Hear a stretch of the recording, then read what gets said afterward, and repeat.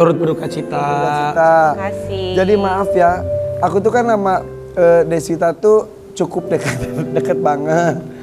Dulu ketika mama meninggal tahun 2012 sama mama betul ya? Iya 2012, 13 tahun. Mirip dengan tanggal pernikahannya Desita. Bahkan sama bisa sama. ya.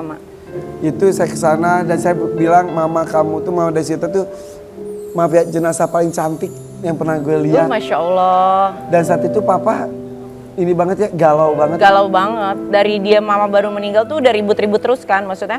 Nanti kalau kalau papa meninggal papa mau deket mama gitu-gitu mulu. Terus yang cerita yang Desita ke aku itu loh. Jadi abis meninggal malamnya Desita ngintip ke kamar papa gimana? Aku juga lupa yang deh, pokoknya ini, dia diem aja. Dia terus dia cuma ngeliatin yang sebelahnya. Bantal, karena kan dia tidurnya selalu sebelah kiri kan mama aku gitu. Jadi dia cuma diem gini gitu. Terus paginya tuh pasti ngomongnya gitu. Tuh misalnya di meja makan tuh pasti papa bilang, biasanya mama nih yang nyiapin roti ini gitu. Karena kan begitu mama nggak ada, besoknya kan kita tetap nyiapin sarapannya dia apa gitu. Iya, karena papa tuh emang bener-bener dilayani sama banget, sama rumahnya. Masya Allah banget. Mama sekarang tuh sakit apa? Jadi kayak kecolongan gitu ya, kan emang papa tuh orangnya tuh nggak pernah bilang kalau dia tuh sakit gitu. Tapi 2 minggu sebelum Ramadan itu, hari kelima puasa itu dia bilang kayaknya papa nggak puasa lagi, dia nggak kuat kata dia gitu. Karena kan dia memang minum obat obat untuk buang air kecil ya, supaya ginjalnya bagus terus gitu. Soalnya puasa nggak bisa pipis kata dia. Oh ya udah nggak usah usia puasa. Berapa papa tuh? 75. Oke. Jadi fungsi pembuangannya itu? Iya, sebenarnya meninggalnya bukan karena ginjal, papa tuh meninggalnya kanker.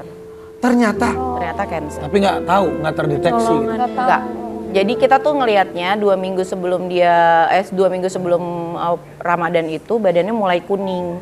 Iya. Secara awam itu kan kita ngerasanya pasti nih dia kalau nggak hepatitis ada penyumbatan di saluran empedu gitu kan ya. Secara kasat mata nih kita yang nggak ngerti lah gitu orang awam ya. Ngertinya tuh cuman gitu kalau sakit kuning tuh kalau nggak hepatitis pokoknya ada gangguan liver. Terus dia tuh ributnya waktu itu tuh sakit di sini nih di punggung. Bilangnya tuh syaraf kejepit menurut dia. Menurut dia, walaupun menurut kita kayaknya nggak mungkin kalau saraf kejepit itu dia nggak mungkin masih bisa sholat. Iya benar. Gitu, sholat tuh walaupun duduk tapi dia bisa sujud gitu. Kayaknya nggak mungkin karena Akang juga punya HNP juga nggak gitu. Jangankan mau gini gerak aja susah gitu. Kita bujukin berminggu-minggu.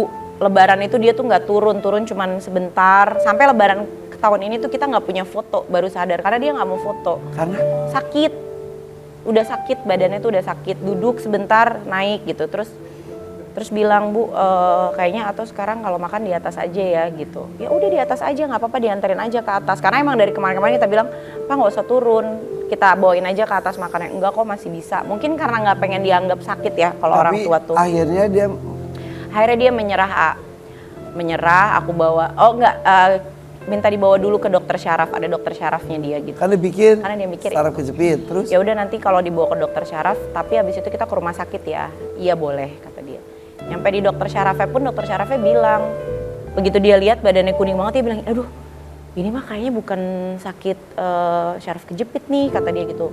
Pak bapak harus ke rumah sakit ya, bapak nggak boleh pulang dulu, bapak harus ke rumah sakit. Itu dia masih nego. Boleh nggak kalau pulang dulu ke rumah nanti balik lagi ke rumah sakit? Nggak bisa kata dokternya gitu. Bapak ke rumah sakit sekarang. Udah terus kita bawa ke IGD.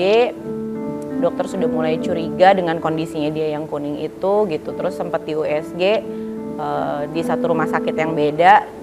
Mereka bilang itu liver dan sebagainya. Terus aku pindahin ke rumah sakit lain. Dokternya langsung. Iya second opinion. 2 hari setelah itu aku pindahin ke rumah sakit lain. Dokter spesialis pencernaannya langsung bilang saya mau tes CA-nya ya gitu. Tanpa sepengetahuan papa aku kan gitu. Hari Senin di tes CA pagi, sorenya itu keluar ternyata CA-nya itu di atas 500. Berarti kalau cancer itu dia udah stadium. Kanker apa? Pankreas. Dan dokter tuh kaget banget pas lihat dia. Biasanya orang yang kena cancer dengan kondisi kayak dia tuh pasti udah bersuara. Aduh gitu. Udah mengeluh. Mengeluh sakit apa. Papaku tuh enggak. Papaku tuh cuman Allahu Akbar. Ya Allah. Gitu. Selama berbulan-bulan, berminggu-minggu tuh dia tidur selalu ngadep ke kiri karena di sebelah kanannya Padahal itu sakit banget. sakit banget. Dia tidak mengadu. Sakit, udah gitu badannya kan bilirubinnya kan tinggi kan, berarti dia keracunan. Itu tuh gatalnya setengah mati Itu tuh dokter tuh bilang aja sampai ini tuh sakit banget loh dan ini tuh gatal banget, kok bapak bisa sih diem aja gitu. Oke, akhirnya kemo atau apa? Sudah ada tindakan belum? Nggak bisa kemo Karena udah karena satu usianya udah 75 tahun, kondisi fisiknya dia itu tidak memungkinkan karena livernya itu udah keracunan, usus 12 jarinya itu isinya tuh udah tumor ganasnya dia semua. Innalillahi wa inna ilaihi raji'un. Badannya dia itu bilirubinnya udah tinggi Bapak. Aduh. Terus berapa hari dari diketahui cancer sampai akhirnya wafat? 14 hari. Persis. Aduh, makanya ada tulisan sudah nggak sakit lagi, papa udah bahagia ketemu mama, mama pasti bahagia Insya Allah. ketemu papa. Karena emang akhirnya.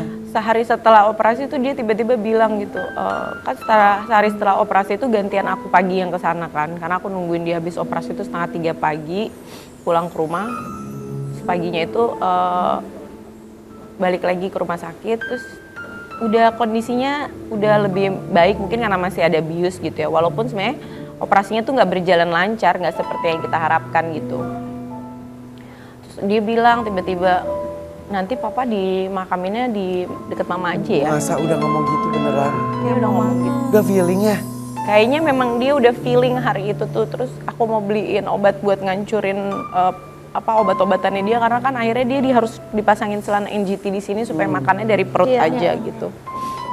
Terus udah gitu, aku mau beliin itu kan obat buat ngancurin obat-obatannya dia gitu, alat. Terus dia bilang, gak usah, buat apa, kata dia gitu. Ya nanti buat papa di rumah papi, aku bilang gitu. Gak perlu lah, belum tentu kepakai juga, kata dia gitu. Jadi sampai akhirnya tuh masih komunikasi, bisa. Yang bikin aku kaget adalah gini, sebenarnya kita sekeluarga, aku sama kakak-kakakku tuh udah tahu kondisinya dia tuh sangat-sangat buruk gitu ya. Dokter pun juga, dokter sih nggak pernah bilang bahwa nggak pernah berasumsi dia akan bertahan berapa lama gitu. Cuman memang pesimis lah gitu, dokter udah pesimis. Cuma nyemangatin, ya betul, nyemangatin kita terus gitu. Bayangan aku tuh dia akan ada kayak mamah gitu prosesnya. Kalau waktu mama kan ada sempet sadar, terus penurunan kesadaran, terus dia koma, waktu yang datang itu dia koma. Jadi kita nemenin dia gitu. Kalau papa? Kalau papaku tuh enggak. Jam 12 malam tuh dia masih minta tisu. Terus dia ngelap air mata, ngelap ludahnya gitu karena kering kan mulutnya. Jam 12 malam, kakakku yang cowok tuh memang tidur terus di sana kan, karena emang bagiannya dia sama caregiver yang di sana. Jam 1:30 malam tuh dilihat masih balik badan, balik kiri. Terus dia ketiduran. Terus 1:30 dia lihat papa aku tuh nggak bergerak. Jadi langsung dipanggil suster semua gitu. Jam 2:30 udah nggak ada. sorry, yang tadi ketiduran tuh papa atau yang jaga? Kakak aku yang cowok. Jadi begitu dia melek, ternyata papa aku udah balik ke kiri, terus udah lemes banget gitu tangannya. Padahal itu jam 12 malam masih minta tisu. Tampak seperti papa tuh nggak mau ngerepotin banyak orang ya? Jadi aku tuh preparingnya bahwa dia tuh akan kayak mamah lah gitu minimal gitu ya. Walaupun memang aku tuh udah prepare untuk yang terburuk banget, tapi nggak nyangka kalau dia nggak akan bertahan gitu. Sebelum papa wafat, katanya malah papa yang minta maaf. Ke Ferry. Iya, jadi gini, kan memang kita tuh mengupayakan banget kesehatannya dia lah gitu. Makanya kita pindahin ke satu rumah sakit gitu.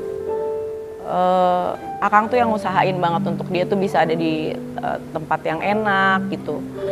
Dia cari dokter yang bagus-bagus, kayak gitu-gitulah gitu. Dan itu tuh papa tahu gitu usahanya dia banget gitu.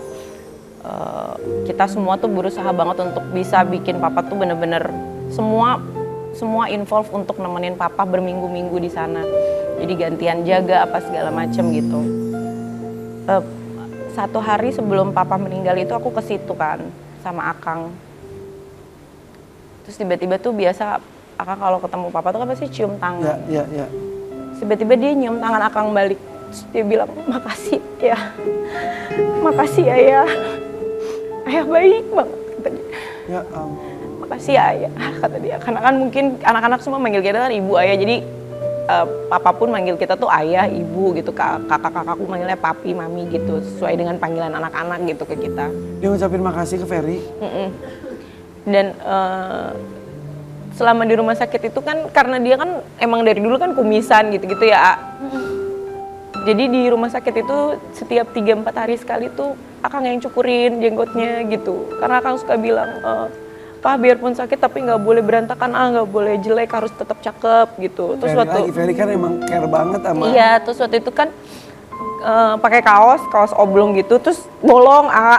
Si Akang tuh pas pulang ke rumah dia gini, dia ngeluarin kaosnya dia, Papa besok pakai kaos ini, jangan bolong gitu kaosnya, kata dia gitu.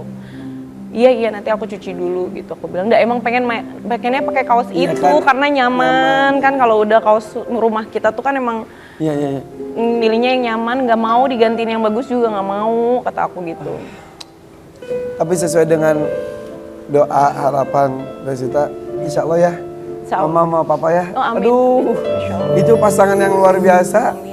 Walaupun menunggu sampai 12 tahun kemudian ternyata baru mereka bisa bersatu sana. Insya Allah kumpul lagi semuanya anak-anak cucu-cucu. Pokoknya kita doain, Iya. Wita tetap kuat. Amin, insya Allah. Dan orang tua yang sudah pergi diberikan tempat yang